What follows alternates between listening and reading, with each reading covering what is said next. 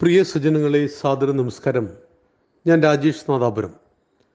നമ്മളെപ്പോഴും കേൾക്കുന്ന രണ്ട് വാക്കുകളാണ് ഹിന്ദുത്വവും ഹിന്ദു സംസ്കാരവും. ഹിന്ദുത്വം അപകടകരമാണ്, ഹിന്ദുത്വ രാഷ്ട്രീയം അപകടകരമാണ്, എന്നാൽ ഹിന്ദു സംസ്കാരം മഹത്തരമാണ്. ഇത് രണ്ടും രണ്ടാണോ? ഈ രണ്ടും ഒന്നാണ്. പക്ഷേ സാമാന്യേന നാം മനസ്സിലാക്കുന്നത് ഹിന്ദുത്വം എന്ന് പറയുമ്പോൾ അത് RSSുമായി ബന്ധപ്പെട്ടതും ഹിന്ദു സംസ്കാരം എന്ന് പറയുമ്പോൾ അത് ഈ നാടുമായി ബന്ധപ്പെട്ടതുമാണ്. ഹിന്ദുത്വ രാഷ്ട്രീയം അപകടകരമാണ് എന്ന് പറയുന്നത് എന്തുകൊണ്ടാണ്? കാരണം ഈ മണ്ണിൻ്റെ സംസ്കാരം, ഈ മണ്ണിൻ്റെ പാരമ്പര്യം, പൈതൃകം ആരാണോ സംരക്ഷിക്കുന്നത് അതാണ് ഹിന്ദുത്വവാദികൾ, അല്ലെങ്കിൽ അതിന് നേതൃത്വം കൊടുക്കുന്നവരാണ് ഹൈന്ദവ രാഷ്ട്രീയത്തിന് നരേന്ദ്രമോദിജിയും അമിത്ഷായും രാജ്നാഥ് സിംഗും. നമ്മുടെ ഭരണകൂടം ഒരു പരിധിവരെ നമ്മുടെ നാടിൻ്റെ സംസ്കാരത്തെ സംരക്ഷിക്കുന്നു. എന്നാൽ ലോകത്തിൽ ഒരു സംസ്കാരത്തെ സംരക്ഷിക്കുന്നത് ഭരണകൂടമല്ല, മറിച്ച് ആ രാജ്യത്തിലെ പൗരന്മാരാണ്. പൗരന് തൻ്റെ സംസ്കാരത്തെക്കുറിച്ചും പാരമ്പര്യത്തെക്കുറിച്ചും ചരിത്രത്തെക്കുറിച്ചും ബോധ്യമുണ്ടാവണം. എങ്കിൽ മാത്രമേ ആ സംസ്കാരം നിലനിൽക്കുള്ളൂ. നമ്മൾ ചരിത്രത്തിൽ പഠിച്ച ഒരുപാട് സംസ്കാരങ്ങളുണ്ട്. Greek, Rome, Egypt, Mesopotamia, Babylonia. എത്ര സംസ്കാരം ഭൂമിയിൽ ഇന്ന് ബാക്കിയുണ്ട്? എല്ലാം തന്നെ മതവെറിയുടെ പടയോട്ടത്തിൽ തകർന്നടിഞ്ഞു പോയത് നമുക്ക് കാണുവാൻ കഴിയും. എന്നാൽ ഹിന്ദുത്വ സംസ്കാരം എന്ന് പറയുന്ന സനാതന ധർമ്മം എന്തുകൊണ്ട് തകർന്നു പോയില്ല? തകർക്കാൻ ആരും പരിശ്രമിക്കാഞ്ഞിട്ടാണോ? നമ്മളെ പോലെ അക്രമം നേരിട്ട മറ്റൊരു സംസ്കാരം ഈ ഭൂമിയിൽ ഉണ്ടായിട്ടില്ല. ചരിത്രം രേഖപ്പെടുത്തിയ 2300 വർഷക്കാലത്തെ നിരന്തര ആക്രമണത്തിന് പാത്രീഭൂതമായ ഒരു മണ്ണാണ് നമ്മുടെ ഭാരതം.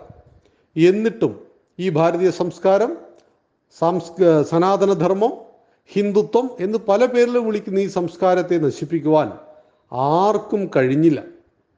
അതിൻ്റെ കാരണം ഈ സംസ്കാരത്തിനെതിരെ ഏതെല്ലാം കാലഘട്ടത്തിൽ ആരെല്ലാം അക്രമികൾ വന്നിട്ടുണ്ടോ അപ്പോഴെല്ലാം ഈ പൈതൃകത്തെയും പാരമ്പര്യത്തെയും സംരക്ഷിക്കുവാൻ ഈ മണ്ണിൽ നിന്ന് വീരപുരുഷ കേസരികൾ വ്യത്യസ്ത രൂപത്തിലും ഭാവത്തിലും ഉയർത്തെഴുന്നേൽക്കപ്പെട്ടു എന്നതാണ് നാം മനസ്സിലാക്കേണ്ടത്.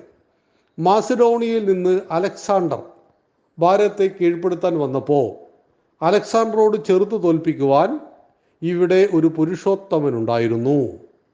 ഔറംഗസീബിനെതിരെ ഒരു വീര ശിവാജി ഉണ്ടായിരുന്നു എങ്കിൽ അക്ബർക്കെതിരെ ഒരു റാണ പ്രതാപനും മുഹമ്മദ് ഗസ്നിക്കെതിരെ ഒരു പൃഥ്വിരാജ് ചൗഹാനും ഉണ്ടായിരുന്നു.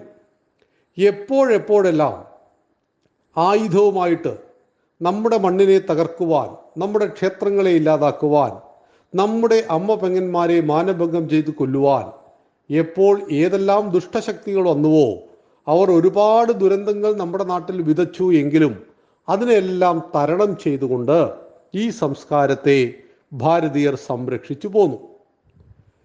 അവിടെയാണ് 1925 നാഗപ്പൂരിൽ RSS ഉണ്ടായത്.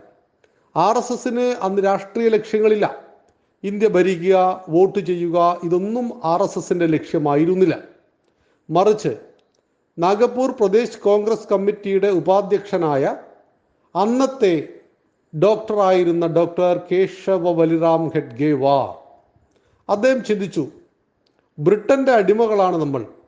എങ്ങനെയാണ് നമ്മൾ അടിമകളായത്? മഹാത്മാഗാന്ധിയെ പോലെയുള്ള നമ്മുടെ വീര സ്വാതന്ത്ര്യ സമര സേനാനികൾ പറഞ്ഞു, സായിപ്പ് പുറത്തു പോവുക, എങ്ങനെയെങ്കിലും ബ്രിട്ടീഷുകാരെ പുറത്താക്കണമെന്ന് ഇന്ത്യൻ നാഷണൽ കോൺഗ്രസ് ആഗ്രഹിച്ചു. അതിൻ്റെ സ്വാതന്ത്ര്യ സമരം നടന്നുകൊണ്ടിരിക്കെ ഡോക്ടർ കേശവ ബലിറാം ഖഡ്ഗേവാർ ചിന്തിച്ചത് അങ്ങനെയായിരുന്നില്ല. 65,000 ബ്രിട്ടീഷ് ഉദ്യോഗസ്ഥന്മാർ 30 കോടി ജനങ്ങളുടെ മുകളിൽ ആധിപത്യം സ്ഥാപിച്ചു. എങ്ങനെ? കേവലം ആളുകൾക്ക് ഇത്രയും കോടി ജനങ്ങളെ കീഴ്പ്പെടുത്തുവാൻ കഴിഞ്ഞത് ഈ നാടിൻ്റെ ദേശീയ ജനതയായ ഹൈന്ദവ ജനതയുടെ അസംഘടിതാവസ്ഥയായിരുന്നു എന്ന് മനസ്സിലാക്കിയ ഡോക്ടർ ജി ഹിന്ദുവിൻ്റെ സംഘടനാ ശക്തി കൊണ്ട് മാത്രമേ ഈ രാഷ്ട്രത്തിന് നിലനിൽപ്പുള്ളൂ എന്ന് മനസ്സിലാക്കിയപ്പോഴാണ് 925 വിജയദശമി നാളിൽ നാഗപൂരിൽ രാഷ്ട്രീയ സ്വയം സേവക സംഘം എന്ന സംഘടനയ്ക്ക് രൂപം കൊടുത്തത്. സ്വയം സേവകൻ, ഒന്നും ഇങ്ങോട്ട് പ്രതീക്ഷിക്കാതെ ഭാരതമാതാവിനെ സേവിക്കുന്നവൻ്റെ സംഘടന. ഈ സംഘടന 100 വയസ്സ് പൂർത്തിയാവുകയാണ് അടുത്ത വർഷം. അപ്പോൾ ഈ സംഘടനയാണ് ഇന്ന് നമ്മുടെ ഭാരതത്തെ നിയന്ത്രിക്കുന്നത്. അവിടെയാണ് ഹിന്ദുത്വ ശക്തികൾ എന്ന് പറയുമ്പോൾ RSS, BJP, BMS തുടങ്ങി സംഘപരിവാർ ശക്തികൾ. ഈ സംഘപരിവാർ ശക്തികൾ ഈ നാടിന് വേണ്ട എന്നും ഹിന്ദുത്വം എന്ന് പറയുന്ന ശക്തികളല്ല ഹിന്ദു സംസ്കാരമാണെന്ന് പറഞ്ഞാൽ ഈ സംസ്കാരത്തെ സംരക്ഷിക്കുവാൻ ഹിന്ദുത്വ ശക്തികൾ ഉള്ളത് കൊണ്ടാണ് ഈ സംസ്കാരം ഇവിടെ ഇങ്ങനെ സ്വസ്ഥമായി നിലനിൽക്കുന്നത് എന്ന് നാം ഓർക്കുക. ഇവിടെ RSS ഉള്ളത് കൊണ്ട് തന്നെ ഈ മണ്ണിന് അതിൻ്റെ വൈഭവപൂർണമായ ഇന്നലകളിലേക്ക് തിരിച്ചു പോകുവാൻ കഴിയും. എന്തുകൊണ്ടാണ് നമ്മൾ ചിന്തിക്കണം. RSS എന്ന പ്രസ്ഥാനത്തിന് ഒരു ലക്ഷ്യമുണ്ട്. അത് ഈ രാഷ്ട്രത്തിൻ്റെ പരമവൈഭവമാണ്. പരമവൈഭവം നേതുമേതത് സ്വരാഷ്ട്രം, എൻ്റെ രാഷ്ട്രത്തിൻ്റെ സർവതോന്മുഖമായ ഉന്നതി. അത് എല്ലാ മനുഷ്യൻ്റെയും ഉന്നതിയാണ്. മുസ്ലിം, ക്രിസ്ത്യാനി, ജൂതൻ, പാഴ്സി എന്ന വേർതിരിവില്ലാതെ ഈ മണ്ണിൽ ജീവിക്കുന്ന 143 കോടി ജനങ്ങളുടെയും പട്ടിണി മാറുക, അവർക്ക് നല്ല വീടുകൾ ഉണ്ടാവുക, സ്വസ്ഥവും ശാന്തവുമായിട്ട് പൗരന്മാർ ജീവിക്കുക. ഇങ്ങനെ ജീവിക്കുമ്പോഴാണ് രാഷ്ട്രത്തിന് വൈഭവം ഉണ്ടാകുന്നത്. അപ്പം ഈ വൈഭവം മതത്തിൻ്റെ അടിസ്ഥാനത്തിലല്ല, മറിച്ച് നമ്മുടെ രാഷ്ട്രത്തിൻ്റെ സർവതോന്മുഖമായ ഉന്നതിയാണ്. അവിടെ ആ ഉന്നതി വേണമെങ്കിൽ നമുക്ക് രാഷ്ട്രീയ അധികാരം കൂടി ആവശ്യമുണ്ട്. രാഷ്ട്രീയ അധികാരം മാത്രം പോരാ, രാഷ്ട്രീയ അധികാരം കൂടി ആവശ്യമുണ്ട്. അവിടെയാണ് RSS ജനിച്ച് കേവലം 25 വർഷങ്ങൾ കഴിഞ്ഞതിന് ശേഷമാണ് അതിൻ്റെ കുടുംബത്തിൽ ഒരു രാഷ്ട്രീയ പാർട്ടി ഭാരതീയ ജനസംഘം ഉണ്ടാകുന്നത്. ഭാരതീയ ജനസംഘം പിന്നീട് BJP ആയി. 1984 2 സീറ്റ് കിട്ടി. ഇന്ന് 240 സീറ്റുമായിട്ട് രാജ്യം ഭരിച്ചുകൊണ്ടേയിരിക്കുന്നു. അതായത് നമ്മുടെ രാജ്യത്തിൻ്റെ രാജനൈതിക രംഗം ഹിന്ദുത്വ ശക്തികളുടെ കീഴിലാണ് എന്ന് പറയുന്നതാണ് പലരെയും അസ്വസ്ഥമാക്കുന്നത്. ആ അസ്വസ്ഥതയുടെ കാരണം അഴിമതിയില്ലാത്ത, കള്ളനോട്ടും കള്ളപ്പണവുമില്ലാത്ത ഒരു ഭാരതത്തെ സൃഷ്ടിച്ചെടുക്കുവാൻ നമ്മുടെ ആരാധ്യനായ പ്രധാനമന്ത്രി 2014 മുതൽ നിരന്തരം പ്രവർത്തിച്ചു കൊണ്ടിരിക്കുകയാണ്. അതുകൊണ്ട് കഴിഞ്ഞ 10 വർഷം നാം അഴിമതി എന്ന വാക്ക് കേട്ടിട്ടില്ല. നാം രാഷ്ട്രവിരുദ്ധ പ്രവർത്തനങ്ങൾ കേട്ടിട്ടില്ല. ഭീകരന്മാരുടെ വർദ്ധിച്ച ആക്രമണം കാശ്മീരിന് പുറത്ത് നമ്മൾ കണ്ടിട്ടില്ല. പോപ്പുലർ ഫ്രണ്ട് പോലെയുള്ള ഭീകരവാദ സംഘടനകളെ നിരോധിച്ചതിൻ്റെ നേതാക്കന്മാരെ ജയിലിലടക്കുവാൻ കഴിഞ്ഞു. മതപരിവർത്തന ലോഭികളായ 28,000 NGOകളെ നിരോധിക്കുവാൻ കഴിഞ്ഞു. നോട്ട് നിരോധനത്തിലൂടെ കള്ളപ്പണത്തെയും കള്ളനോട്ടിനെയും ഇല്ലാതാക്കി. ഡിജിറ്റൽ ഇന്ത്യ എന്ന് പറയുന്ന വലിയ സങ്കല്പത്തിൽ ഭാരതത്തിൽ 50 കോടിയിൽ പരം ആളുകൾക്ക് ബാങ്ക് അക്കൗണ്ട് നൽകി. രാഷ്ട്രത്തിൻ്റെ ഏത് മുക്കിലും മൂലയിലും ഉന്നതമായ റോഡുകൾ വരുന്നു. റെയിൽവേ ശൃംഖല പരിപൂർണമായും പരിവർത്തനത്തിന് വിധേയമായി. അങ്ങനെ ഭൂമിയിലും ആകാശത്തിലുമെല്ലാം വിപ്ലവം ഭൗതികമായിട്ട് നടത്തുമ്പോഴും മറുഭാഗത്ത് അയോധ്യയിലെ രാമക്ഷേത്രത്തിൻ്റെ പണി പൂർത്തിയാക്കി അത് സജ്ജനങ്ങൾക്ക്, ഭക്തജനങ്ങൾക്ക് തുറന്നു കൊടുത്തു. 1-ാം നിലയുടെ പണി പൂർത്തിയായതിനു ശേഷം അത് ഭക്തജനങ്ങൾക്കായി തുറന്നു കൊടുത്തു.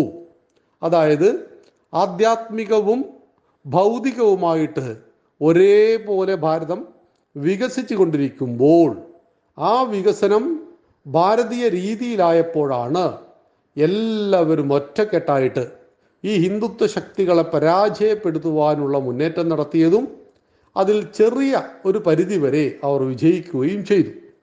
കോൺഗ്രസിന് 99 സീറ്റുകൾ ലഭിച്ചു. ഇന്ത്യ മുന്നണിക്ക് 235 സീറ്റുകൾ ലഭിച്ചു. ജനാധിപത്യത്തിൽ അത് നമുക്ക് അഭിനന്ദനീയമാണ്. ജയിക്കുവാൻ വേണ്ടി മാത്രം ആരുമില്ല, തോൽക്കുവാനും ആരുമില്ല. 5 വർഷം കൂടുമ്പോൾ നിങ്ങളും ഞാനും 3 പ്രാവശ്യം പോളിംഗ് സ്റ്റേഷനിൽ ചെല്ലുന്നു.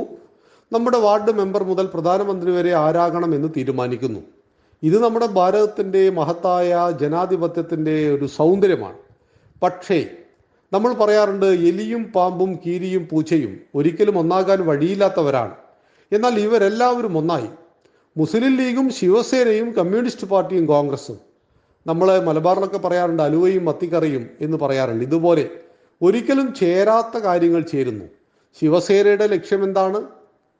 മുസ്ലിം ലീഗിൻ്റെ ലക്ഷ്യം എന്താണ്? ഈ പാർട്ടിയുടെ പേരിൻ്റെ അർത്ഥം പോലും എന്താണ്? അപ്പോൾ ഇവരെല്ലാം ഒന്നിച്ചു വന്നിരിക്കുന്നു എങ്കിൽ അതിൻ്റെ കാരണം ഈ രാഷ്ട്രം ശരിയായ വഴിയിൽ സഞ്ചരിക്കുന്നു എന്നതാണ്.